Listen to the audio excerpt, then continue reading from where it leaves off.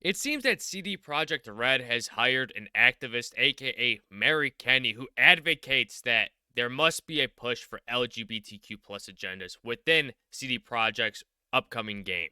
And the thing is, I don't understand how people behind the doors, when it comes to the writers and the developers of games, find it so important to push these narratives that only appeal to such a small minority of the population instead of trying to please the majority. And when it comes to LGBTQ plus characters, it doesn't mean you don't have to have them. It's just that you don't want people to feel forced, to feel as if those characters are unnatural, that they shouldn't be there.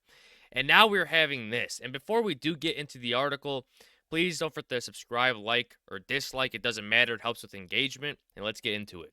So, CD Projekt Red developer Mary Kenny, who declared every lever must be pulled to push LGBTQ plus agenda, hints she's working on Cyberpunk 2077 sequel. Mary Kenny, the former associate narrative director at Insomniac Games, who is working on Marvel's Wolverine and who announced she recently joined CD Projekt Red, hinted that she is working on the company's follow-up to Cyberpunk 2077. And there's already controversy coming along when it comes to the new Wolverine game. You're already having Sweet Baby Inc. having their consulting ideas being touched upon within the game. And you just saw how Jean Grey looked absolutely atrocious with the way that they made her character appear within the game. And who knows how that game is going to pan out.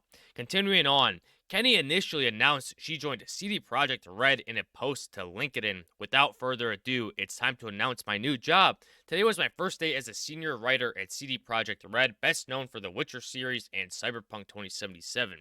She added, I can't wait to talk more about my project. I'm thrilled to be getting back into RPGs, and my team is talented, welcoming, and just flat out cool. Here's to a new adventure. And so I'm going to sum up most of this article really quickly. So essentially, Kenny is thankful that she had her time at Insomniac Games and that she left on good terms, wasn't fired. And she's also extremely excited to be working on this new upcoming game that is coming out of CD Projekt Red's development cycle. But the thing is, this is where it starts to get juicy. CD Projekt Red stated in October 2022 that Orion is codename for our next Cyberpunk game, which will take the Cyberpunk franchise further and continue harnessing the potential of this dark future universe. As for Kenny's comments about pushing the LGBTQ plus agenda, she discussed a GLAAD report bemoaning the lack of LGBTQ plus characters in video games with Dual Shockers in May. Well, I can tell you that Ellie from the Last of Us series is an extremely popular LGBTQ plus character in the video game industry. And why is that? Because in that series, the writers knew how to develop and write a character. They knew how to give her depth as well as substance. And in the first game, you could already get hints that she was a lesbian from these subtle hints. And in the second game, she was confirmed that. But there wasn't no backlash because of it. Why? Because again, the writing was good. Whereas within today's society, you have people such as Kenny saying that there's a lack of LGBTQ plus characters. And this is what results in people just throwing characters in there that are a part of this community, making them extremely unlikable. And that's where we're at in today's society. Kennedy said, the GLAAD report tells us something key. Games are a way for LGBTQ plus people to socialize, but it is also tells us something heartbreaking that LGBTQ gamers don't feel that developers are thinking of them when they design games.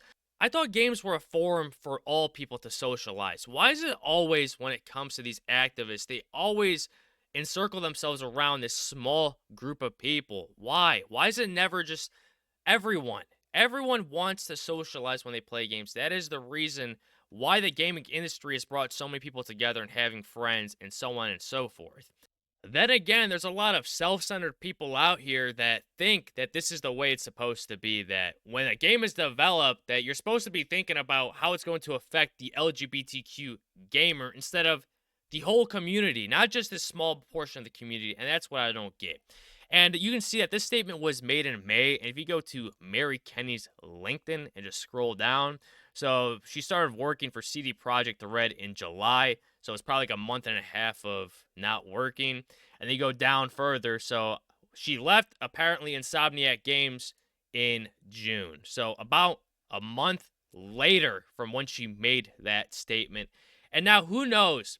Who on earth knows how this game is going to pan out? Hopefully it's good. It's CD Projekt Red at the end of the day.